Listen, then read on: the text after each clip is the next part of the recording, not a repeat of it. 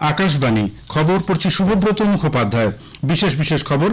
দক্ষিণ আফ্রিকাকে 7 রানে হারিয়ে 17 বছর পর ভারত টি-20 ক্রিকেটে বিশ্ব চ্যাম্পিয়ন হয়েছে। লোকসভা ভোটের জন্য 3 মাস বন্ধ থাকার পর আজ আবার শোনা যাবে প্রধানমন্ত্রী নরেন্দ্র মোদীর মাসিক বেতার অনুষ্ঠান মন কি বাত। কেন্দ্রীয় আইন ও বিচার মন্ত্রক আজ মুম্বাইতে ফৌজদারি বিচার ব্যবস্থা সংক্রান্ত প্রশাসনে ভারতের প্রগতিশীল ভূমিকা শীর্ষক এক সম্মেলনের আয়োজন করেছে। আগামীকাল থেকে চালু হতে চলেছে 3টি নতুন ফৌজদারি আইন। চলতি বছরে ভারত $800 বিলিয়ন রেকর্ড রপ্তানি অর্জন করবে বলে কেন্দ্রীয় বাণিজ্য মন্ত্রী পীযূষ গোয়েল আশা প্রকাশ করেছেন। বিদেশমন্ত্রী ডক্টর এস জয়শঙ্কর আজ কাতার সফরে যাচ্ছেন। ভারতের দিয়া পরাগ চিতালে এবং যশস্বিনী ঘোরপাড়ে তিউনিসিয়ায় বিশ্ব টেবিল টেনিস কন্টেন্ডার প্রতিযোগিতায় মহিলাদের ডাবলসের ফাইনালে পৌঁছেছেন। জার্মানি এবং সুইজারল্যান্ড উয়েফা ফুটবল চ্যাম্পিয়নশিপের কোয়ার্টার ফাইনালে পৌঁছেছে। আসছে বিস্তারিত খবরে। দক্ষিণ আফ্রিকাকে 7 রানে হারিয়ে 17 বছর পর ভারত টি-20 ক্রিকেটে বিশ্ব চ্যাম্পিয়ন হয়েছে। বার্বাডোসের কেনসিংটন ওভালে গতকাল রুদ্ধশ্বাস ফাইনাল ম্যাচে টসে জিতে ভারত প্রথমে ব্যাট করে বিরাট কোহলি 76, অক্ষর প্যাটেলের 47 রানের সুবাদে নির্ধারিত 20 ওভারে 7 উইকেটে 176 রান তোলে। কেশব মহারাজ, আনরিক নোটিয়া 2টি করে উইকেট নেন। জবাবে ব্যাট করতে নেমে দক্ষিণ আফ্রিকা 20 ওভারে 8 উইকেটে 169 রান তুলতে সমর্থ হয়। Heinrich Klaasen 52, Quinton de Kock 39 run করেন। হার্দিক পান্ডিয়া 3টি, জসপ্রীত বুমরা ও অর্শদীপ সিং 2টি করে উইকেট নিয়েছেন। হার্দিক পান্ডিয়ার বলে অসাধারণ ক্যাচ নিয়ে সূর্যকুমার যাদব ক্লাসেনকে প্যাভিলিয়নে ফেরাতেই ম্যাচের মোড় ঘুরে যায়। কোহলি ম্যাচে সেরা হয়েছেন। 8 ম্যাচে 15 উইকেট নিয়ে জসপ্রীত বুমরা বিশ্বকাপের সেরা খেলোয়াড় নির্বাচিত হয়েছেন। প্রধানমন্ত্রী নরেন্দ্র মোদী ভারতীয় দলকে বিশ্বকাপ জয়ের জন্য অভিনন্দন জানিয়েছেন। উল্লেখ্য, 13 বছর পর এটি ক্রিকেটের কোনো বিশ্বকাপ জয় ভারতের। আইসিসির খেতাব জয় 11 বছর পর। খেলা শেষে সাংবাদিক সম্মেলনে বিরাট কোহলি এবং রোহিত শর্মা টি-20 আন্তর্জাতিক ক্রিকেট থেকে তাদের অবসর নেওয়ার কথা ঘোষণা করেন। এদিকে হার্দিক পান্ডিয়া আবেগতাড়িত হয়ে জানান, I think if I be very honest, उस same time I think I was enjoying it because ऐसे मौके लाइफ में बहुत ही कम लोगों को मिलते हैं जहां लाइफ बोलते हैं ना एक चेंज हो सकती है मोमेंट। ऑब्वियसली जहां ऑपोजिट भी जा सकता था चीज वो मुश्किल, लेकिन मैं हमेशा आधा ग्लास फुल समझता हूं, कभी आधा ग्लास खाली नहीं समझता। तो आई थिंक उस मोमेंट पे मुझे पता था मैं प्रेशर लेके कुछ फायदा है नहीं।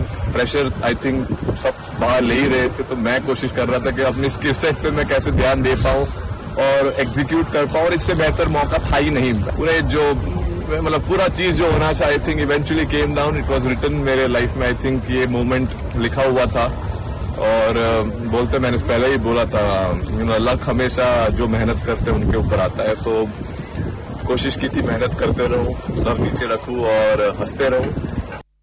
লোকসভা ভোটের জন্য 3 মাস বন্ধ থাকার পর আজ আবার শোনা যাবে প্রধানমন্ত্রী নরেন্দ্র মোদীর মাসিক বেতার অনুষ্ঠান মন কি বাত। প্রধানমন্ত্রী হিসেবে টানা তৃতীয়বার দায়িত্ব নেবার পর এটিই হবে তাঁর প্রথম মন কি বাত। মন কি বাতের এটি 111তম পর্ব। বেলা 11টা থেকে আকাশবাণী এবং দূরদর্শনের সবকটি চ্যানেলে, Akashvani news on AIR website, mobile app, প্রধানমন্ত্রীর দপ্তর ও তথ্য সম্প্রচার মন্ত্রকের ওয়েবসাইটে ও ইউটিউব চ্যানেলেও মন কি বাত সম্প্রচারিত হবে। হিন্দিতে এই অনুষ্ঠান সম্প্রচারিত হবার পরেই আঞ্চলিক ভাষায় এর তর্জমা শোনা যাবে। কেন্দ্রীয় আইন ও বিচার মন্ত্রক আজ মুম্বাইতে ফৌজদারি বিচার ব্যবস্থা সংক্রান্ত প্রশাসনে ভারতের প্রগতিশীল ভূমিকা শীর্ষক এক সম্মেলনের আয়োজন করেছে।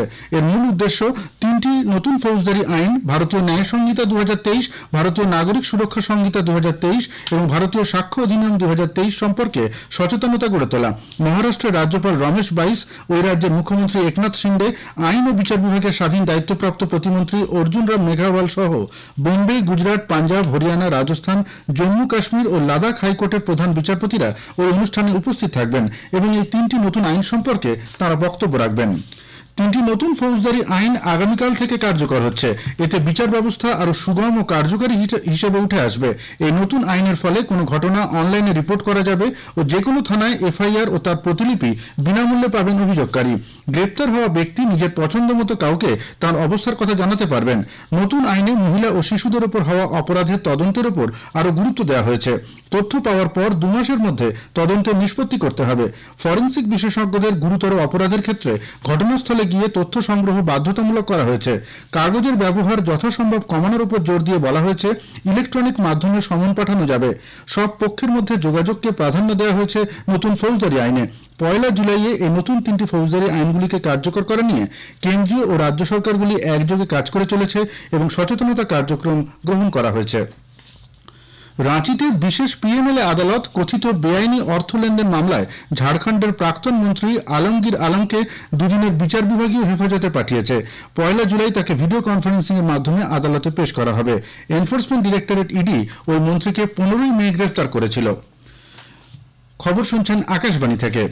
বিদেশমন্ত্রী ডক্টর এস জয়শঙ্কর আজ সরকারি সফরে কাতার যাচ্ছেন।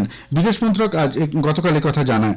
একদিনের সফরে শ্রী জয়শঙ্কর কাতারের প্রধানমন্ত্রী তথা বিদেশমন্ত্রী শেখ মোহাম্মদ বিন আব্দুল রহমান বিন জাসিম আল থানির সঙ্গে সাক্ষাৎ করবেন।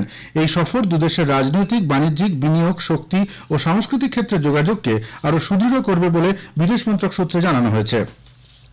চলতি বছরে ভারত $800 বিলিয়ন রেকর্ড রপ্তানি অর্জন করবে বলে কেন্দ্রীয় বাণিজ্য ও শিল্পমন্ত্রী পীযূষ গোয়েল আশা প্রকাশ করেছেন। গতকাল মন্ত্রী সংশ্লিষ্ট সব পক্ষের সঙ্গে রপ্তানির অগ্রগতি পর্যালোচনার পর সাংবাদিকদের বলেন, রপ্তানির বৃদ্ধি একটি ইতিবাচক লক্ষণ। ভারতের সঙ্গে বাণিজ্য এবং বিনিয়োগে বিশ্বের আগ্রহকে এটি প্রতিফলিত করে।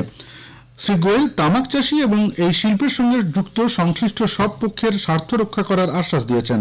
গতরাতে হায়দ্রাবাদে তিনি অতিরিক্ত তামাক উৎপাদনের ক্ষেত্রে জরিমানা মকুব করার ব্যাপারে সরকারি প্রয়াসের কথা জানান। কৃষি পরিকাঠামো তহবিলের অধীনে 9% সুদের হারে ব্যাংক থেকে নেওয়া ঋণের ক্ষেত্রে তামাক চাষীদের 3% সুদ সাশ্রয় সুবিধা গ্রহণ করার আহ্বান জানান তিনি। প্রধানমন্ত্রী নরেন্দ্র মোদী কৃষকদের প্রতি অত্যন্ত সহানুভূতিশীল বলে উল্লেখ করে শ্রী গোয়েল বলেন, কেন্দ্রীয় সরকার কৃষকদের স্বার্থ রক্ষার জন্য সব রকম প্রয়াস চালিয়ে যাবে। বাণিজ্য মন্ত্রী আরও ঘোষণা করেছেন যে তামাক চাষে নিযুক্ত কৃষকদের নিবন্ধনের মেয়াদ বর্তমান 1 বছর থেকে বাড়িয়ে আগামী মরশুম থেকে 3 বছর করা হবে। লাদাখে প্রকৃত নিয়ন্ত্রণ রেখার কাছে চীন সীমান্তে দুর্ঘটনায় পড়া T-72 ট্যাঙ্কের উদ্ধার পর্ব গতকাল শেষ হয়েছে।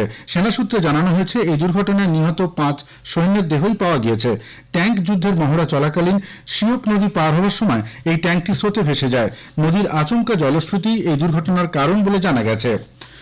ইরানের 14তম রাষ্ট্রপতি নির্বাচনে প্রথম পর্যায়ে গণনার পর প্রার্থীদের কেউই 50% প্রাথমিক লক্ষ্যমাত্রা অর্জন করতে পারেননি। প্রাক্তন স্বাস্থ্যমন্ত্রী মাসুদ পেজেশকিয়ান এবং পরমাণু আলোচনাকারীদের প্রাক্তন প্রধান সঈদ জালিল প্রথম পর্যায়ে এগিয়ে আছেন। হেলিকপ্টার দুর্ঘটনায় রাষ্ট্রপতি ইব্রাহিম রাইসির মৃত্যুর পরিপ্রেক্ষিতে সেদেশে রাষ্ট্রপতি পদে নির্বাচন হচ্ছে। 95টির বেশি প্রদেশে 59,000-এর বেশি কেন্দ্রে ভোট গ্রহণ করা হয়। স্পষ্ট সংখ্যাগরিষ্ঠতা না থাকায় আগামী 5 জুলাই দ্বিতীয় পর্যায়ে নির্বাচন হবে। প্রথম পর্যায়ে 40% ভোট পড়ে, যা এ পর্যন্ত দেশের রাষ্ট্রপতি নির্বাচনের ইতিহাসে সবচেয়ে কম। কেন্দ্রীয় সংস্কৃতি মন্ত্রী গজেন্দ্র সিং শেখাওয়াত জোর দিয়ে বলেছেন যে যুগ যুগিন ভারত জাদুঘরে সুদীর্ঘ সময় জুড়ে দেশের যাত্রাপথকে তুলে ধরবে। ভারতের নতুন এই জাতীয় জাদুঘরটি নতুন দিল্লির রায়সিনা হিলসের কাছে নর্থ এবং সাউথ ব্লকে তৈরি হবে। এটি সেন্ট্রাল ভিস্তা পুনরুন্নয়ন প্রকল্পের একটি অংশ, যা ভারতের কেন্দ্রীয় প্রশাসনিক এলাকাকে সাজিয়ে তুলতে চায়। 1,54,000 বর্গ মিটার এলাকা জুড়ে এই জাদুঘর তৈরি হবে, যা হয়ে উঠবে বিশ্বের বৃহত্তম জাদুঘর। ভারতের দিয়া পরাগ চিতালে এবং যশস্বিনী ঘোরপাড়ে তিউনিশিয়ায় বিশ্ব টেবিল টেনিস প্রতিযোগিতার ফাইনালে পৌঁছেছে। তারা দক্ষিণ কোরিয়ার জুটি ইউসিইউ এবং কিম সেহানজিনকে সেমিফাইনালে 11-4, 11-2, 11-2 পরাজিত করেন। ফাইনালে আজ ভারতীয় জুটি জাপানের সাতসুকি ওডো এবং সাকুরা ইয়াকুই জুটির মুখোমুখি হবেন। জার্মানি এবং সুইজারল্যান্ড উয়েফা ফুটবল চ্যাম্পিয়নশিপের কোয়ার্টার ফাইনালে পৌঁছেছে। গতকাল প্রি কোয়ার্টার ফাইনালে সুইজারল্যান্ড ইটালিকে 2-0 গোলে হারিয়ে দেয়। একই ফলাফলে জার্মানি হারায় ডেনমার্ককে। শেষ 16 খেলায় আজ রাতে ইংল্যান্ড স্লোভাকিয়া এবং স্পেন জর্জিয়ার মুখোমুখি হবে। কোপা আমেরিকা ফুটবলে আজ ফ্লোরিডার মিয়ামি গার্ডেন্সে আর্জেন্টিনা পেরুর বিরুদ্ধে খেলছে।